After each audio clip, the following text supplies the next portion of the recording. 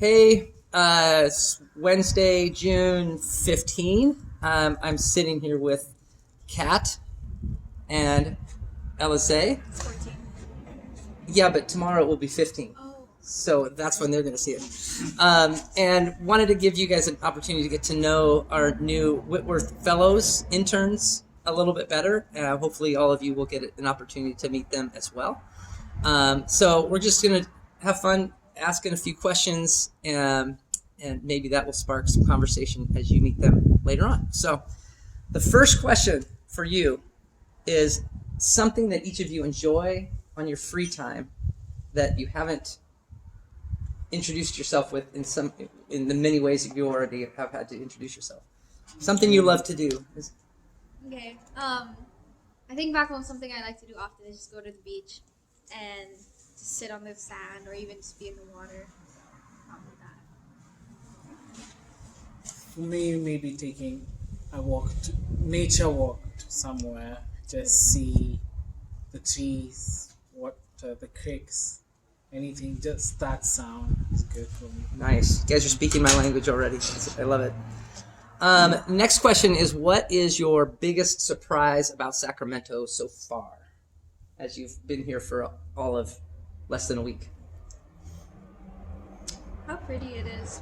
People were telling me Sacramento is kind of boring, but going around places and like even just the church is really pretty. I was surprised by how everything is set up. I think it's so. Yeah.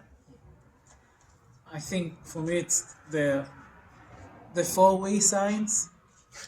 It's Four-way stops? Yeah. What? Kind of a lot of them. I agree. The 6 lanes or Yeah, something. That's four-way. You spend all your time in Spokane that just doesn't have any stoplights. They don't have any running water, no cars. So yeah, we just have walk everywhere. wells. Yeah, no, I agree. When I moved here, I thought it was just farmlands, and then I moved here and found out it was the city of trees, and it is quite, it's quite beautiful. Your favorite thing about Faith Church so far? You haven't even been to a service there, but you've been on the retreat, and you've been here, but just your favorite thing about this community so far? I mean, you've been here longer. I feel like you could answer that. I think the authenticity, like genuineness. Yes, that's the word. People are genuine, and you don't feel any plasticity. When someone says hi, they say hi. Someone wants to know who you are. They actually genuinely want to know who you are. Yes. I think on top of that, I just appreciate everyone's intentionality into really doing like the work of God and like embodying that as well. So there's some big words being thrown around here. Intentionality, embodying, but especially I hope nobody exhibits any plasticity when they meet these two. So this is good. No, that's a great great word. So the next one, this could be revealing, but what is the favorite or the app on your phone that you use the most? Instagram. Instagram? All right. I like to be updated with my friends and families. Yeah, it'll be helpful for here. Unfortunately, my Gmail. Oh! I whispered TikTok. I was like, why did I think it was TikTok? It was close between TikTok and Gmail, apparently. So Gmail won out. It's good. Is there one place in Northern California that you really hope that you get to visit? And we had the conversation about whether to get cool, would you head to the mountains or the ocean? So maybe throw that part into the equation too. Ocean. The place that Jeff showed us earlier. Yeah. It was a waterfall and a cliff, and the water was just there. Yeah, it's Point Reyes, which we're hoping maybe as we had this conversation already, we thought we're making plans. It'd be fun to go down and see Point Reyes State Park or National Park. Yeah. Mountains with creeks, water, the same thing. I think mountain and ocean together, if that's possible. Yes. Only in Northern California. It is a pretty awesome place for that. So Point Reyes might have a little of each of that if we make it there. So that'd be good. I was just thinking too about the Psalm of the day, Psalm 51. I've heard it called Area 51, or that area of honesty.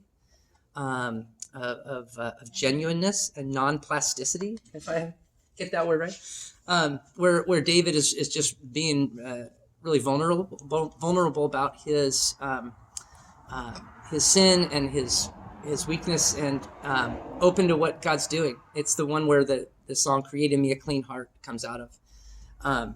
One verse really struck me, which is I think it's about the 8th verse down, but where David writes, "Restore to me the joy of your salvation and sustain a willing spirit within me." And I don't know Kat and LSA really well, but already just from in the short time I've known them, they've been very honest and vulnerable about the places of wrestling in their own faith and their own journey with God. And I think that's going to be a real testimony to all of us at Faith too, and as you get to know them better.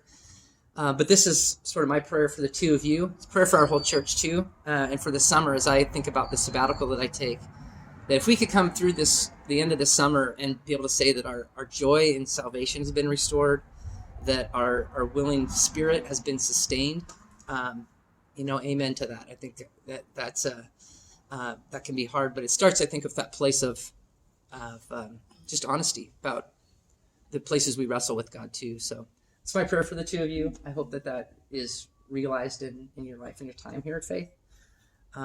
But that's kind of all I got. I hope everyone gets an opportunity to get to know LSA and Kat. Katrina is the full name? Mm-hmm. Yeah, but she goes by Kat. Yeah. So that's a good one. So yeah, take them to some of these places that they want to visit, and invite them over for dinner. Hopefully have an opportunity to sit down and talk with them this summer. Thanks. Take care. Thanks for tuning in.